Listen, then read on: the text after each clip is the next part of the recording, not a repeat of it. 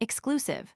The Base, a far-right terrorist group, shows defiance amidst a shift in counterterrorism priorities. Founded in 2018, The Base, a far-right terrorist organization, has been the subject of an extensive, multi-year FBI counterterrorism investigation. This investigation has led to the arrest of over a dozen members, implicated in plotting assassinations, mass shootings, and other acts of violence across Europe. These actions resulted in the group being designated a terrorist organization in several countries. By 2022, the Base seemingly vanished from the public eye, only to resurface under the leadership of Ronaldo Nazário, its founder and a former U.S. Special Forces contractor currently residing in Russia. Leveraging the relative security afforded by Russian-based applications, Nazário orchestrated a recruitment drive and organizational restructuring in the lead-up to the November elections, capitalizing on the heightened political tension.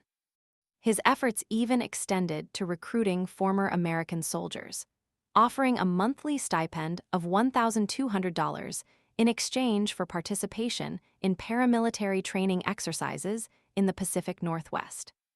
This resurgence of the Base occurs concurrently with a notable shift in the Trump administration's counterterrorism strategy. A deliberate policy decision has been made to deprioritize the policing of far-right extremism.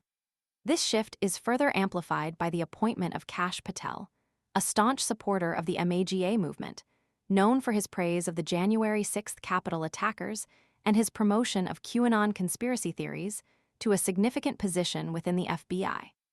Security experts express serious concerns that this neglect of far-right groups, such as the Base, will significantly increase the risk of domestic terrorism against the American populace.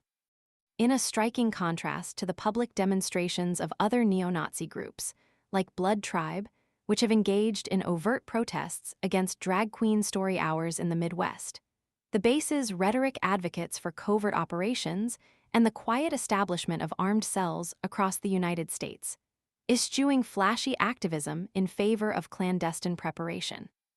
Concrete arrests substantiate the claim that the Base's online pronouncements are not mere digital posturing.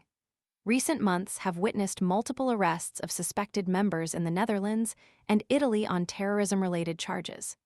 Stephen Rye, an analyst at the Institute for Strategic Dialogue, ISD, corroborates this assessment, noting a clear increase in the Base's online activity. The FBI has declined to comment on its future prioritization of investigations into the Base or other far-right extremist organizations. Both Trump and Patel have pledged major reforms within the Bureau, triggering internal conflict between FBI agents and the White House. Combating far-right extremism appears to be a low priority in these proposed reforms. However, the Base acknowledges the ongoing threat posed by law enforcement, evidenced by the release of a new oath for American members, which mandates the possession of a personal AR-15 rifle and 9 30-round magazines of ammunition. A leading expert comments, "I think groups like the Base, strategic far-right extremist groups, have been waiting for the opportune moment to revitalize their organizations." He further suggests that Patel's appointment will likely divert counterterrorism resources towards left-wing organizations. This likely signals to far-right extremist groups that Trump's re-election is a green light to rebuild without fear of arrest or prosecution. The concerns extend beyond domestic borders. Western intelligence agencies consistently warn of the Kremlin's efforts to destabilize NATO member states, including the provision of support to violent far-right organizations within Europe. Late last year, Ken McCallum, the head of MI5, revealed that Russia is employing tactics such as arson, sabotage, and other actions conducted with increasing recklessness on European and British soil.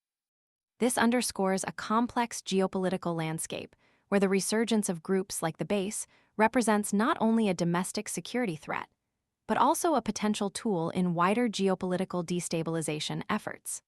The lack of clear commitment from the new administration to counter this threat raises significant concerns about the future security of the nation and its allies.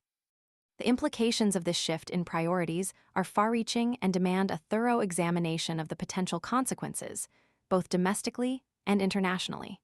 The potential for increased violence and instability, fueled by emboldened extremist groups, cannot be underestimated.